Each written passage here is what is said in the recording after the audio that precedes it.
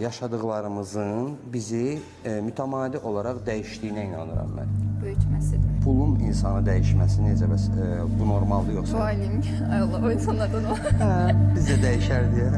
Biz de değişerdik. İnşallah. Ben bir qınanılmaq istəyirəm.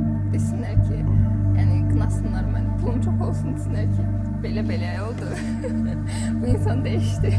Bir 10 bin civarında pulla hərəkət edən insanın davranışları 100 minlə hərəkət edən insanın davranışlarından təbii ki fərqli olacaq yəni. Bu normal. Milyonluq insan haqqında, milyonluq iş görən insan haqqında ancaq onun kimi milyonluq iş görən insan komment edə bilər. Çünki mən hələ ümumiyyətlə milyonun necə hiss olunduğunu bilmirəm. Ümumiyyətlə o necə aura yaradır insanda onu bilmirəm. Mənə indi durub o haqqda nəsə danışmaq asandır, amma o insanın yerinə özümü qoysam, yaxud da o na samом деле onun yerində olsam, bəlkə də mənim üçün də hər şey dəyişəcək. Adam var ki, məsələn, bu günləri mənim telefonuma rahat düşə bilir də, deyək ki, zəng vurur, mən onu istənilən vaxt, deyək ki, yarım saat gec-tez açıram telefonumu. Sabahları mən üzərimə elə bir məsuliyyət götürərəm, başlayıram böyük işlər görməyə, milyonlarla pul idarə eləməyə.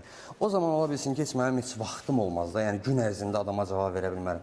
Mən onun telefonunu açmadığımda adam nə fikirləşəcək? Deyəcək ki, buna bax, əvvəl bu adam belə deyildi, mənim telefonlarımı açardı, amma indi açmır telefonlarımı. 100% yəni pullanıb və dəyişib.